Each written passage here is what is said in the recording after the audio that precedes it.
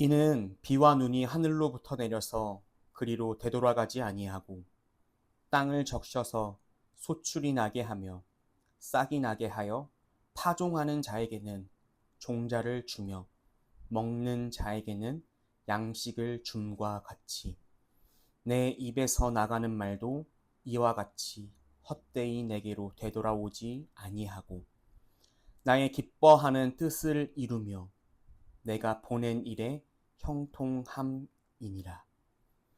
너희는 기쁨으로 나아가며 평안히 인도함을 받을 것이요 산들과 언덕들이 너희 앞에서 노래를 발하고 들의 모든 나무가 손뼉을 칠 것이며 잣나무는 가시나무를 대신하여 나며 화석류는 찔레를 대신하여 날 것이라. 이것이 여호와의 기념이 되며 영영한 표징이 되어 끊어지지 아니하리라. 아멘. 2026년 북중미 월드컵 기간 중입니다. 우리나라의 월드컵 가문이 없는 이유는 우리나라가 32강 진출에 실패했기 때문입니다. 우리나라 국민들은 32강 진출에 그 실패에 분노했지만 사실 이 일의 원인은 예견돼 있었습니다. 대표팀 감독을 선임하는 과정에서 축구협회 회장을 선출할 때 과연 공정했느냐부터 문제가 제기되었습니다. 이 일은 이미 2년 전부터 끊임없이 논의됐던 일들입니다. 하지만 옆나라 일본을 보면 축구협회의 축구청사진이 저는 부러웠습니다. 감독이 꼭 선출 출신이 아니더라도 탁월한 전술 능력과 능력이 있으면 감독이 될 수 있는 구조였습니다. 일본은 월드컵 우승이라는 장기 계획을 세워 단기, 중기, 장기 계획들을 그려나갔습니다. 그러기에 현재 일본 축구는 우리나라 축구에 비해 몇십 년은 앞서간다라는 평가를 받고 있습니다. 사람과 집단은 위기 앞에서 옆을 봅니다. 그리고 비교하기 시작합니다. 잘 되는 사람을 보고 잘 되는 집단, 더 나아가 잘 되는 나라를 봅니다. 내 형편과 남의 형편을 나란히 놓고 견주기 시작합니다. 이런 상황은 현재뿐만 아니라 오늘 우리가 읽은 이사야서에도 잘 기술되어 있습니다. 이스라엘 백성들은 포로 생활을 이어갔습니다. 기원전 586년 예루살렘이 무너졌습니다. 그리고 성전은 불탔습니다. 많은 이스라엘 백성들이 바벨론으로 끌려갔습니다. 그런데 그 이후 이스라엘의 백성들의 삶은 우리가 흔히 생각하는 포로 생활이 아니었습니다. 이스라엘 백성들은 수용소에 갇힌 게 아니었습니다. 마을을 이루고 살았습니다. 땅을 일구고 그들의 사업을 했습니다. 관리가 된 사람들도 있었습니다. 재산을 모은 사람들도 있었습니다. 고향에 남은 사람들보다 오히려 더 형편이 나아진 사람들도 있었습니다. 문제는 바로 그 형편이었습니다. 바벨론에서 잘 사는 이유가 바벨론 신들 덕분이라고 여겨질 때 이스라엘 백성들에게는 질문이 늘 따라왔습니다. 우리 하나님은 무력하신가? 우리 하나님은 무력하신가? 이스라엘은 나라와 그들이 예배할 성전을 잃었습니다. 그런데 바벨론 땅에서 오히려 더 번영했습니다. 이스라엘이 흔들린 것은 배고픔 때문이 아니었습니다. 하나님이 정말 살아 계신가? 살아 계셔서 지금도 우리에게 일하고 계신가? 우리 하나님은 무력하신가? 그 질문들 때문에 이스라엘 백성들은 흔들렸습니다. 우리도 이스라엘 백성들과 비슷한 질문을 할 때가 너무나도 많습니다. 기도한 일이 열리지 않을 때, 붙잡은 말씀이 아무 힘도 못 쓰인 것 같을 때 옆을 보게 됩니다. 잘 풀리는 다른 사람들의 삶을 보게 됩니다. 그리고 신앙이라는 명분하에 이렇게 질문합니다. 내가 붙든 이 말씀 정말 힘이 있는가? 그 흔들리는 자리에 오늘 본문이 시작됩니다. 하나님은 8절과 9절에 이렇게 말씀하셨습니다. 제가 8절 읽고 여러분 9절을 읽으시겠습니다. 제가 8절을 읽겠습니다. 나의 생각은 너희의 생각과 다르며 너희의 길은 나의 길과 다르다. 주님께서 하신 말씀이다. 하늘이 땅보다 높듯이 나의 길은 너희의 길보다 높으며 나의 생각은 너희의 생각보다 높다. 하나님은 옆을 보며 비교하던 이스라엘에게 시선을 돌려 위를 보라고 하십니다. 누구에게나 다름을 받아들이려고 하는 일, 높임을 받아들이는 일은 쉬운 일이 아닙니다. 내 생각으로 하나님을 재려던 습관을 내려놓는 일입니다. 내 형편이 기준이 되고 내 눈에 보이는 결과가 기준이 되던 습관들이었습니다. 하지만 우리가 읽은 본문은 8절과 9절에서 멈추지 않습니다. 다르다, 높다라는 선언만으로 끝나지 않습니다. 하나님은 10절, 11절 이어서 말씀하십니다. 다 같이 읽겠습니다. 비와 눈이 하늘에서 내려서 땅을 적셔서 싹이 돋아 열매를 맺게 하고 씨 뿌리는 사람에게 씨앗을 주고 사람에게 먹거리를 주고 나서야 그 근원으로 돌아가는 것처럼 나의 입에서 나가는 말도 내가 뜻하는 바를 이루고 나서야 내가 하라고 보낸 일을 성취하고 나서야 나에게로 돌아올 것이다. 비와 눈이 하늘에서 땅으로 내립니다. 싹이 나고 열매를 맺고 씨 뿌리는 사람에게 씨앗을 주고 먹는 사람에게 먹거리를 줄 때까지 물은 내려온 그 땅의 자리를 지킵니다. 농부는 비가 내리는 순간 열매를 보지 못합니다. 하지만 젖은 땅을 봅니다. 씨앗은 시간이 지나야 싹이 오르고 열매가 맺힙니다. 비는 그 시간 동안 하늘로 올라가지 않고 땅에 남아 스며듭니다. 하나님의 말씀도 동일하지 않을까요? 말씀은 우리에게 나아옵니다. 그리고 헛되이 돌아오지 않습니다.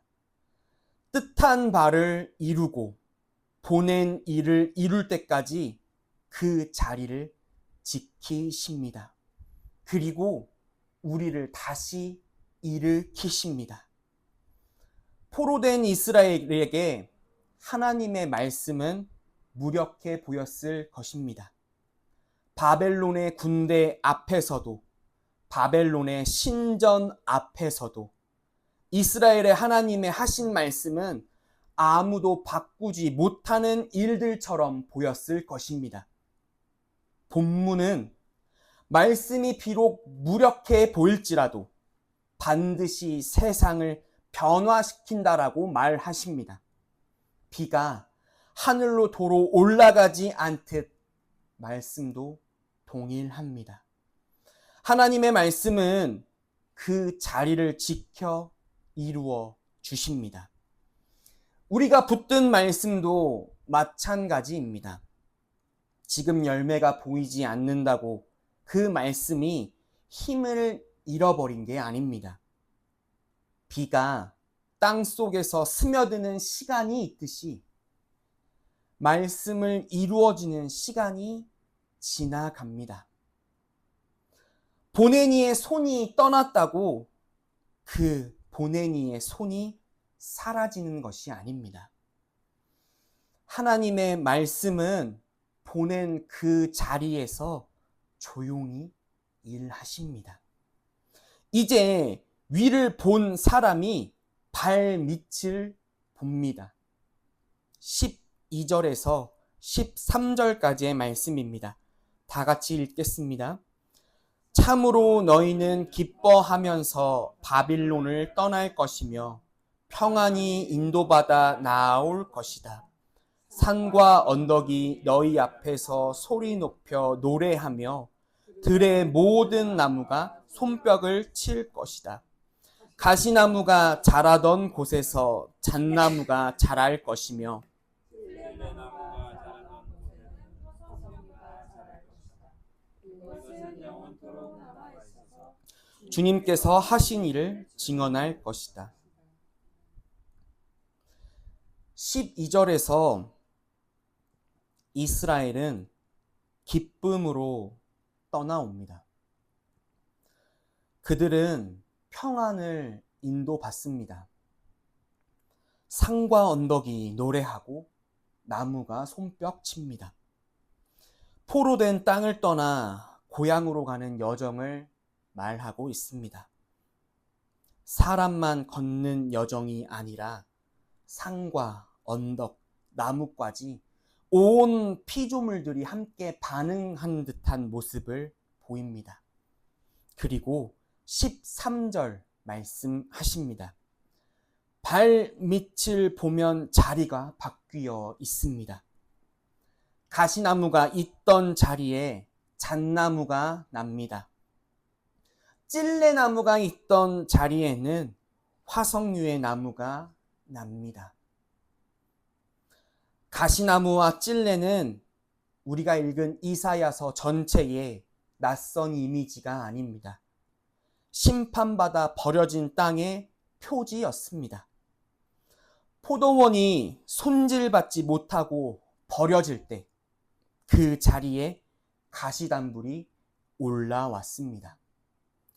손질받던 땅이 버려진 땅으로 바뀌었다는 표시를 이사야서는 끊임없이 말하고 있었습니다.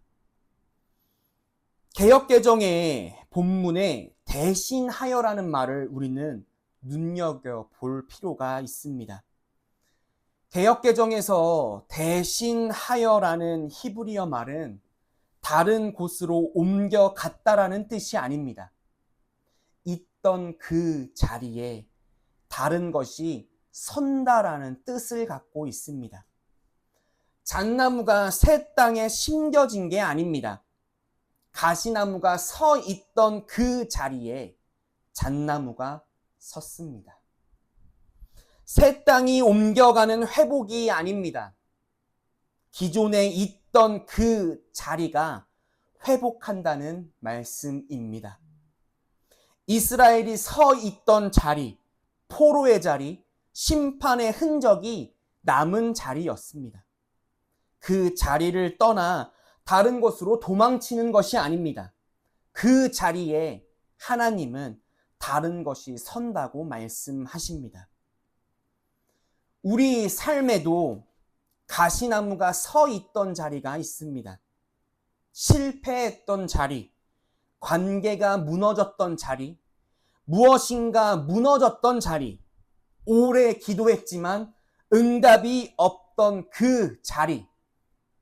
본문은 그 자리를 버리고 너희가 새 출발을 하라고 말하지 않습니다.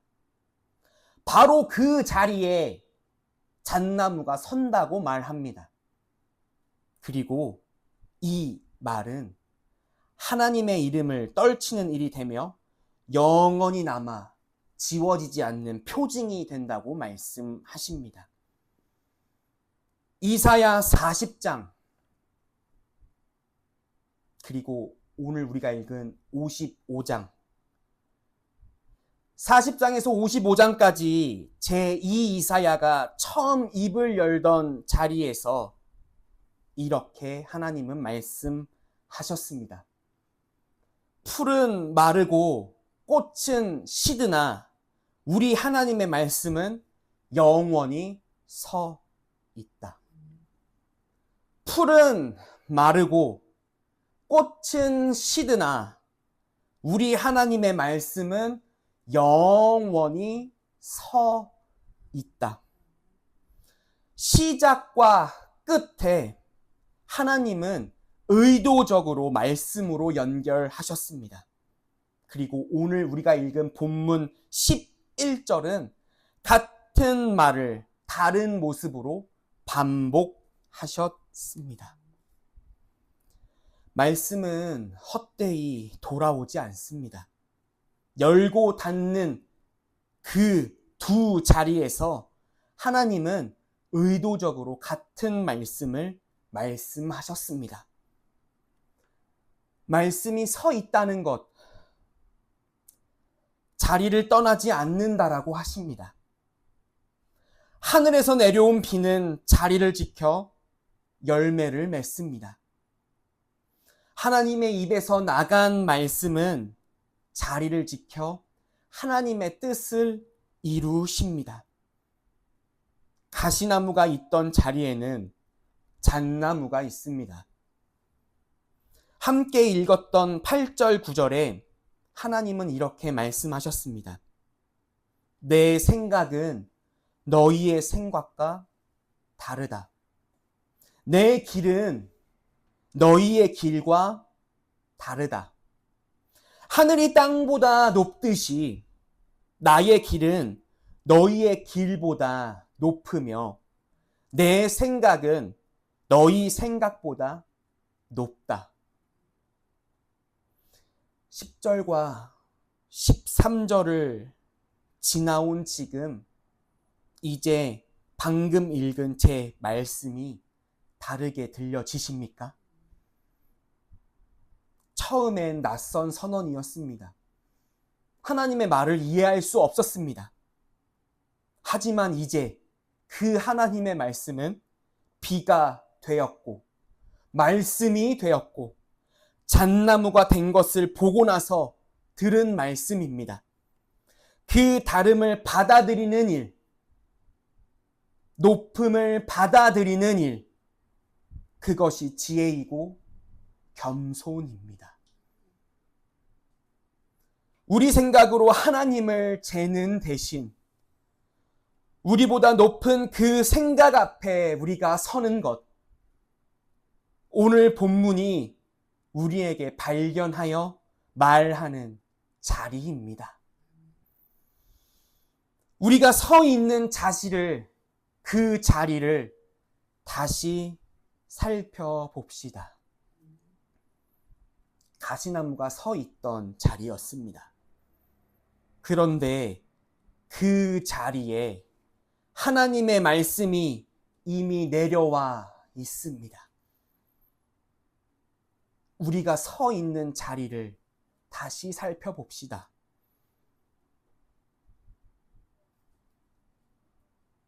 가시나무가 서 있던 자리, 하나님의 말씀이 이미 내려와 말씀하고 계신 자리. 그렇다면 여러분, 내 삶의 그 자리에 여러분들은 어떤 것들이 자리를 차지해 잘하고 있으십니까? 들은 말씀 생각하시며 우리의 신앙을 다시 돌아보고 고백하는 기도의 자리가 되었으면 좋겠습니다. 다 함께 기도하시겠습니다.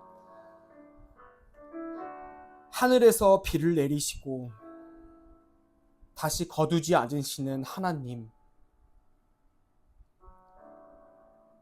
오늘도 성경으로 우리에게 말씀을 보내시고 그 말씀을 거두지 않으시는 하나님, 우리가 서 있는 자리를 봅니다. 가시나무가 있던 자리에, 오래 버려두었던 자리에 눈물로 지나온 우리의 자리들이 있었습니다. 그 자리를 피해 다른 곳으로 도망치고 싶었던 날들이 있었음을 우리가 고백합니다. 그러나 하나님께서는 그 자리를 떠나지 않으셨고 다시 회복을 말씀해 주셨습니다. 비가 땅에 스며들듯이 말씀이 우리 삶에 스며들고 있었음을 오늘 보게 해주시고 듣게 해주시고 내 마음속에 새기게 해주시니 감사합니다. 우리 생각이 하나님의 생각보다 낮았음을, 우리가 가던 길이 하나님의 길보다 좁았음을 이제 받아들이게 해 주시옵소서. 그 다름 앞에, 그 높음 앞에 하나님과 우리의 다름이 겸손히 서게 해 주시옵소서. 가시나무가 있던 우리의 자리마다 다시 잣나무가 서고, 잣나무가 섰던 우리의 자리에 화석류가 나게 해 주시옵소서. 그리하여서 우리의 삶이 주님의 이름을 떨치는 표징이 되게 해 주시옵소서. 예수 그리스도의 이름으로 기도합니다. 아멘.